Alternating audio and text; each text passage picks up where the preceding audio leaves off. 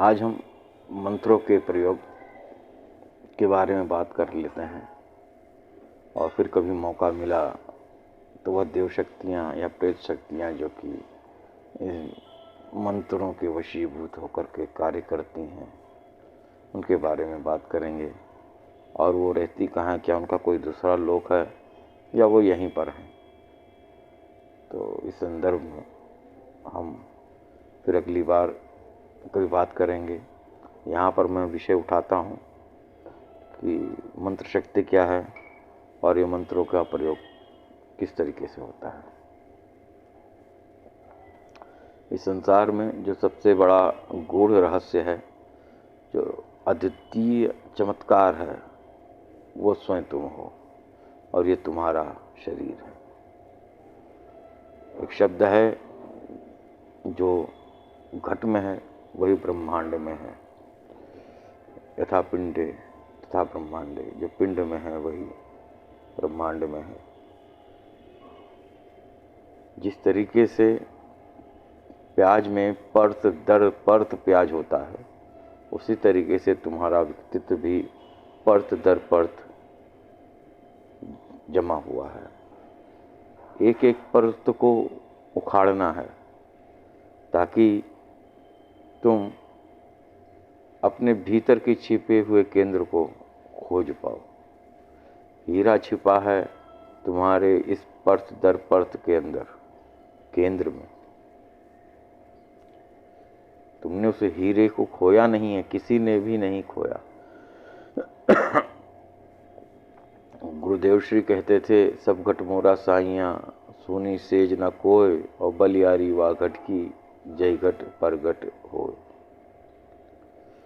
दूसरा एक लाइन है, लाली मेरे लाल की, जित देखूं तित लाल, और लाली देखी खन में गई, मैं भी हो गई लाल। तो इस हीरे को तुमने खोया नहीं है, इसे तुम खो भी नहीं सकते हो, क्योंकि वह हीरा वास्तव में तुम ही हो। तुम ही हो वो हीरा। तुम दब सकते हो, जिस तरीके से हीरा मिट्टी में दब जाता है, हीरे पर भी परत जम जाती है। हीरा भी पत्थर जैसा ही दिखाई देने लगता है, पर भीतर कुछ भी नष्ट नहीं होता। तुम भी ऐसे ही हो कि परत दर परत संस्कृति, संस्कारों, तीनों गुणों के कारण इंद्रियों के वशीभूत होकर के इस परत दर परत को तुमने खुद ही अपने ऊपर चढ़ा रखा है और खुद ही खोए हुए हो और खुद ही की तलाश में यहाँ वहाँ भटकते फिरते हो। मंत्र इन परतों को खोदने की विधि है। जितने भी हमारे पुरातन काल में, सभ्यता में मंत्रों का जाप, नाम जाप, संकीर्तन जितने भी चले हैं, जितने भी हुए हैं, वह सब मंत्र इन परतों को खोदने की विधि है, जो समयानुसार, गुणानुसार, विषयानुसार तुम्हारे ऊपर प्याज के परतों की तरह छिपे चढ़ गए हैं। सारे मंत्र उसी हीरे को, जो वास्तव में तुम हो, उसको उघाड़ने का मार्ग बताते हैं। वो विधि है कि उसे उघाड़ लिया जाए। जो सर का दर्द दूर करे वह डॉक्टर है, और जो सिर को ही दूर कर दे वो मंत्र है। ना रहेगा बांस, न बजेगी बांसुरी, जब तक सिर है तब तक दर्द होता ही रहेगा। ऐसी भी विधि है जिससे तुम्हारा सिर ही दूर हो जाए।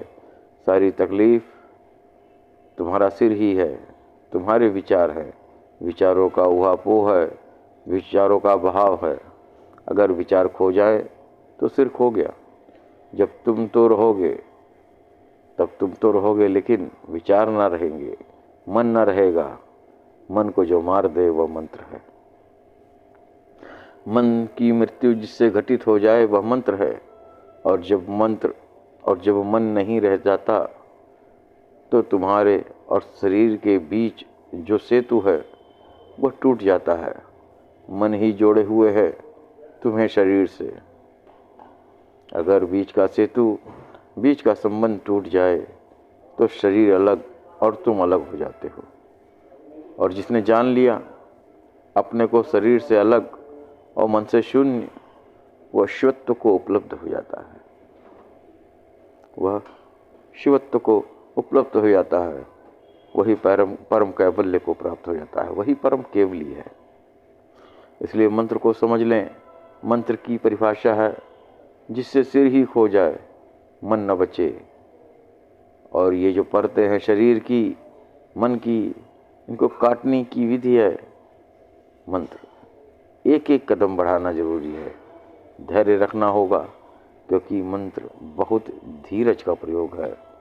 अधैर्य जिनके मन में बहुत ज़्यादा है, उनसे मंत्र से लाभ न मिलेगा, नुकसान हो सकता है, परंतु लाभ नहीं मिलेगा। इसलिए इसको समझ लें,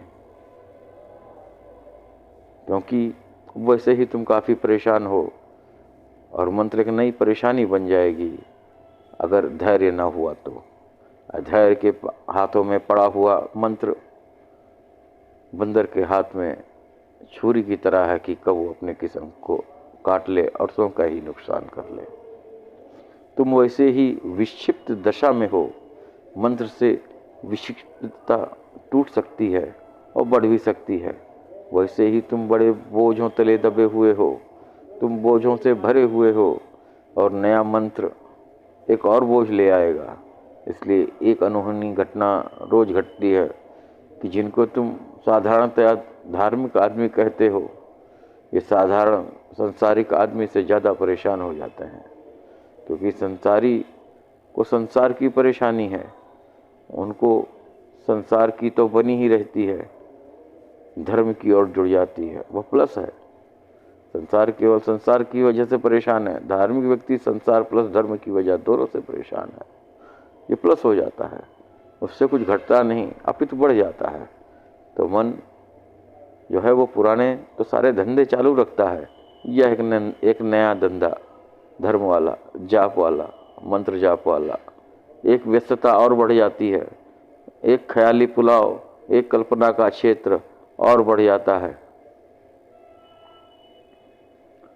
तो अगर मंत्रों के साथ में आपको प्रयोग करना है तो मंत्र वास्तव में विधि है सर ही खत्म करने की, मन को ही खत्म करने का, लेकिन ये बहुत ज़्यादा धैर्य चाहते हैं। अधैर्यों का काम यहाँ पर नहीं है। तो अगर मंत्रों के साथ आप धैर्य कर सकते हैं तो इसको पकड़िए, अन्यथा इस झंझट में मत पड़ना। जैसे दवा को मात्रा में लेना होता है, यह मत सोचना कि पूरी बोतल इकट्ठी पी गए तो बीमारी अभी ठीक हो जाएगी, उससे बीमार मर सकता है, बीमारी न मरेगी। यदि बीमारी को मारना है तो उसे उसकी मात्रा से ही लेना है। और मंत्र की मात्राएं बड़े ही होम्योपैथिक हैं, बड़ी ही सूक्ष्म हैं। तो धैर्य की बहुत ज़रूरत है, वह पहली ज़रूरत है धैर्य। फल की बहुत जल्दी अपेक्षा आकांक्षा मत करना, वो जल्दी आएगा भी नहीं, क्योंकि यह परम फल है। यह कोई मौसमी फूल नहीं कि बोया और 15 दिन के भीतर आ गया, जन्म जन्म लग जाते हैं। और एक कठिन बात जो समझ लेने की है वह यह है कि जितना ज़्यादा धैर्य होगा, जितना अधिक धैर्य हो, उतना ही जल्दी फल आ जाएगा, और जितना ही अधैर्य हो उतनी ही देर ज़्यादा लगेगी। मंत्र एक प्रक्रिया है कि वह तुम्हारे विचारों को शांत कर देता है, तुम्हारे मन को मार देता है और तुम्हें स्व में स्थित कर देता है। तो मंत्रों से या नाम जप से या नाम संकीर्तन से यदि तुम उस परमोच्च अवस्था तक, उस विचार रहित क्षेत्र तक, उस संतारोहण मन तक पहुंचना चाहते हो तो ये अच्छी विधि है, परंतु धैर्य को अपने साथ साथ रखना। आज के लिए बस इतना ही, शेष फिर कभी।